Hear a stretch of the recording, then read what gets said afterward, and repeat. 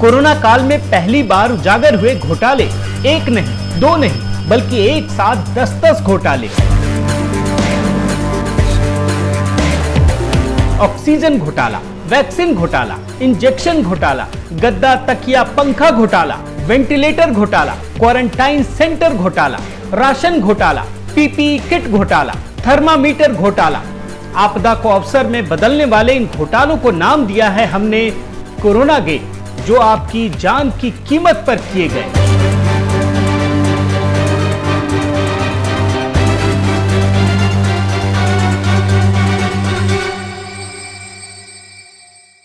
नमस्कार, मैं हूं हरिश्चंद्र बर्णवाल। आज मैं भ्रष्टाचार की 10 घिनौनी तस्वीर लेकर सामने आया हूं, जो कोरोना संकट से जुड़ी है। क्या आपको 2011 से 2014 का वो कालखंड याद है, जब अखबारों की सुर्खियों में और टेलीविजन न्यूज चैनल के हेडलाइंस में सिर्फ और सिर्फ भ्रष्टाचार की खबरें हेडलाइन बनी रहती थी। हर दिन एक नया घोटाला, पहले से भी बड़ा घोटाला। लेकिन पिछले कुछ वर्षों में सुर्खियों से ये सब चीजें गायब हो गईं। लेकिन कोरोना काल ने कांग्रेस के लिए इस आपदा को एक अवसर में बदल दिया। जिन राज्यों में कांग्रेस की सरकारें हैं, वहां एक से बढ़कर एक वैसे ही घोटाले नजर आ रहे हैं, जो आपको 2011 से 2014 के दौर में नजर आते थे। आज हम आपको 10 ऐसे घोटाले दिखाएंगे जो मीडिया की सुर्खियां बनी हैं। ये घोटाले दवाइयों से लेकर ऑक्सीजन तक और वैक्सीन से लेकर राशन तक जुड़े हैं। कोरोना गेट 1, रेमडेसिविर इंजेक्शन घोटाला। सबसे पहले उस इंजेक्शन में हुए घोटाले की बात करते हैं, जो लोगों के लिए जीवन रक्षक बनकर सामने आया। और ये इंजेक्शन है रेमडेसिविर इंजेक्शन। और ये घोटाला छत्तीसगढ़ में कांग्रेस सरकार में सामने आया है। आप ये जानकर हैरान रह जाएंगे कि इस भयंकर आपदा के समय में भी छत्तीसगढ़ की कांग्रेस सरकार ने रेमडेसिविर इंजेक्शन को 2 गुना अधिक कीमत पर खरीदा। घोटाले की ये बात इसलिए सामने आई क्योंकि महाराष्ट्र और छत्तीसगढ़ सरकार ने एक ही कंपनी से रेमडेसिविर इंजेक्शन खरीदा।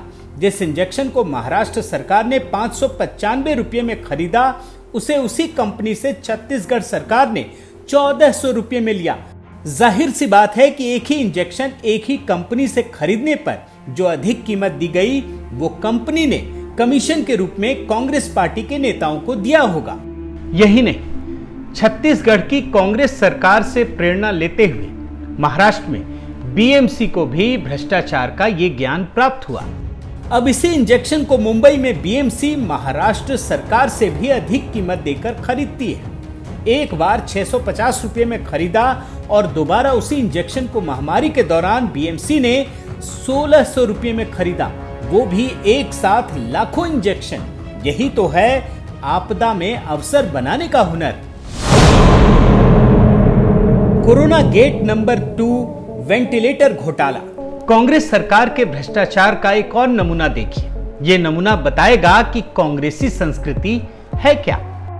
छत्तीसगढ़ की सरकारी वेबसाइट पर घोषित किया गया है कि राज्य में 937 वेंटिलेटर हैं। और जब इंडियन एक्सप्रेस ने पड़ताल की तो जानकारी मिली कि राज्य में इसके आधे यानी मात्र 497 वेंटिलेटर हैं। इसका मतलब यह है कि कागजों में सरकार के पास 937 वेंटिलेटर्स हैं, पर वास्तव में 497 खरीद कर सरकारी अस्पताल को दिए गए।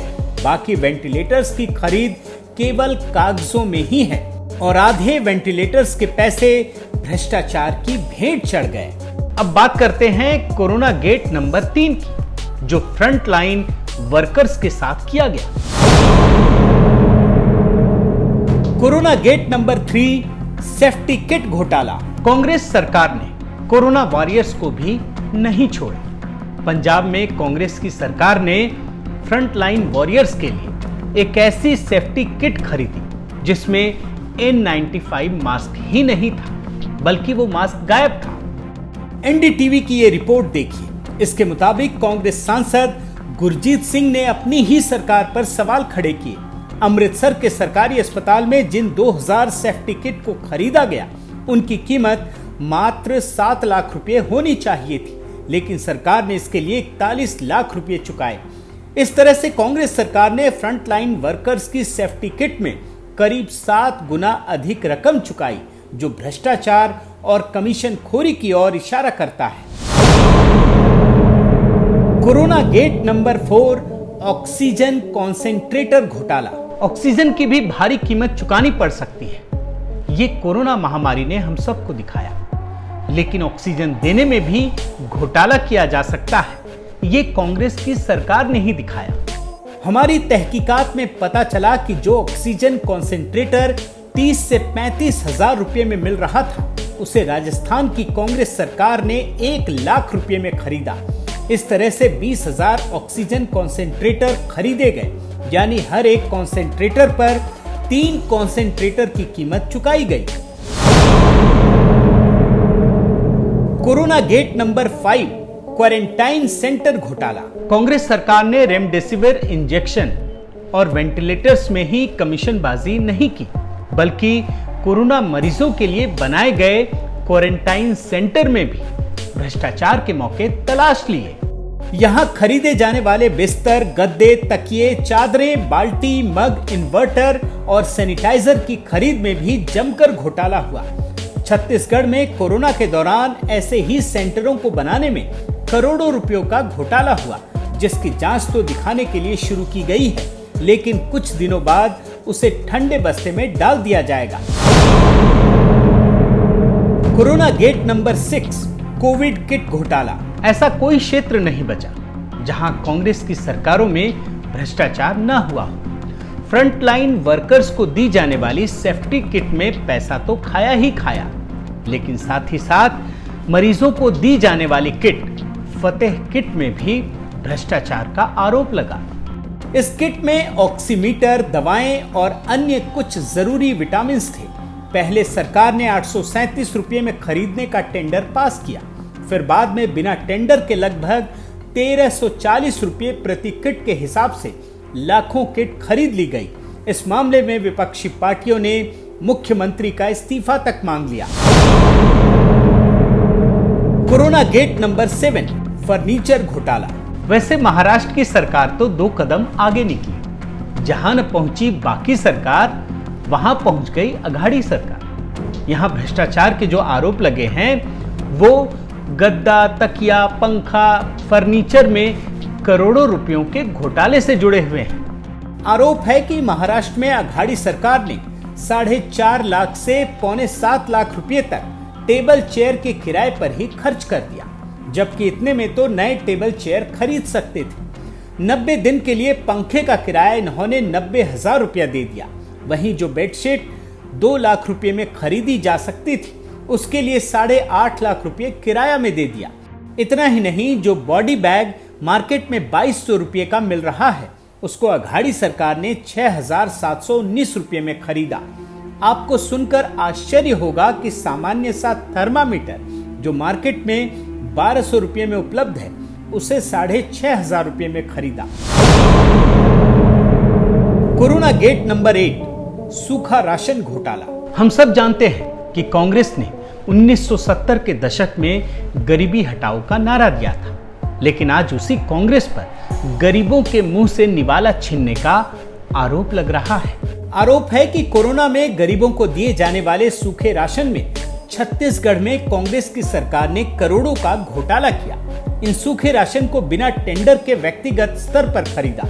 जो सोयाबीन की बड़ी खुले बाजार में 50 रुपये किलो में मिल रही है, उसे 105 रुपये किलो के भाव से खरीदा गया। कोरोना गेट नंबर 9, वैक्सीन घोटाला। अगर इरादे नेक ना हो, नीति साफ ना हो और नियत में खोट हो, तो अच्छे काम भी बिगड़ सकते हैं और आप कहीं भी भ्रष्टाचार को दावत दे सकते हैं। पंजाब में कांग्रेस सरकार ने जो किया वैक्सीन को लेकर, वो मानवता को शर्मसार करने वाला है।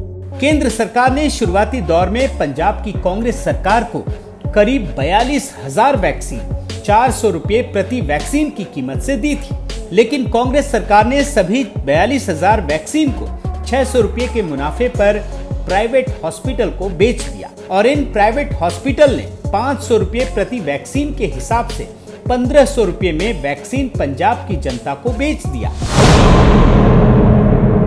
कोरोना गेट नंबर 10, दलालों का बोलबाला। कोरोना गेट 10 में हम किसी कांग्रेसी राज्य सरकार के भ्रष्टाचार की बात नहीं कर रहे हैं, बल्कि कांग्रेसी इकोसिस्टम से जुड़े उन लोगों की बात कर रहे हैं जो कांग्रेसी सत्ता का फायदा उठाते हुए मुनाफाखोरी करके, कालाबाजारी करके देश में अराजकता का माहौल पैदा करते हैं। दिल्ली में कांग्रेस के करीबी नवनीत कालरा को आपने मीडिया की सुर्खियों में देखा होगा, जिसने ऑक्सीजन कॉन्सेंट्रेटर की कालाबाजारी की और लाखों रुपए कमाए, और इसे बचाने के लिए कोर्ट में कांग्रेस के दिग्गज नेता अभिषेक मनु सिंह भी पहुंचे। ठीक इसी प्रकार जब पूरा देश रेमडेसिविर इंजेक्शन की कमी से जूझ रहा था, उस समय पंजाब की इन तस्वीरों ने पूरे देश को हैरान कर दिया। सबने देखा कि किस प्रकार पंजाब की भाखड़ा नहर में रेमडेसिविर इंजेक्शनों को फेंका गया, जो सरकारी खरीद पर लोगों के लिए मंगवाई गई थी। उसी तरह से राजस्थान से एक अमानवीय तस्वीर सामने आई, जहां कांग्रेस की सरकार है। यहां कोरोना वायरस से बचाने वाली कोवैक्सीन की हजारों इंजेक्शन को कूड़ेदान में फेंक दिया गया या गड्ढों में दबा दिया गया। कोरोना काल में भ्रष्टाचार के ये मामले उस चाल, चरित्र और चेहरे को दिखाते हैं जो 70 साल से इस देश को भीतर ही भीतर खोखला कर रहे हैं। जिसे आज भी मौका मिलता है तो भारत को अंदर ही अंदर खोखला करने का काम करते हैं। लेकिन 7 साल पहले जब से मोदी सरकार केंद्र में आई है, तब से केंद्र सरकार के खिलाफ भ्रष्टाचार का एक भी मामला सामने नहीं आया, और यही आज अपने आप में सबसे बड़ी हेडलाइन है। कोरोना काल में मोदी सरकार के खिलाफ कांग्रेस ने जो आरोप लगाए हैं वो क्या है, ये भी हमें जरूर जानना चाहिए। जब मोदी सरकार ने लॉकडाउन लगाया तो कांग्रेस नेता राहुल गांधी ने आरोप लगाया कि लॉकडाउन नहीं लगाना चाहिए था, और जब लॉकडाउन नहीं लगाया तो राहुल गांधी ने आरोप लगाया कि लॉकडाउन लगा देना चाहिए था। ठीक इसी प्रकार वैक्सीन को लेकर आरोप लगाते हुए राहुल गांधी ने कहा कि देश की वैक्सीन में कोई दम नहीं है, लेकिन जब मोदी जी ने लगवा लिया तो आरोप लगाने लगे कि पूरे देश को वैक्सीन कब लगेगा, और जब पूरे देश को लगाने लगे तो कहने लगे कि अमेरिका ने सबसे पहले लगा लिया। लेकिन हकीकत यह है कि आज कोरोना वैक्सीन के मामले में भारत पूरी दुनिया में सबसे आगे खड़ा है, सिर्फ आंकड़ों के लिहाज से नहीं, बल्कि लोगों के अनुभव के आधार पर और अप्रूवल रेटिंग के आधार पर भी। यानी आज भारत न केवल सबसे तेज गति से वैक्सीनेशन को अंजाम दे रहा है, बल्कि वैक्सीन लगाने वालों की संख्या के मामले में भी भारत दुनिया में आज अव्वल है। और यही वजह है कि प्रधानमंत्री मोदी की अप्रूवल रेटिंग पूरी दुनिया में सबसे अधिक है।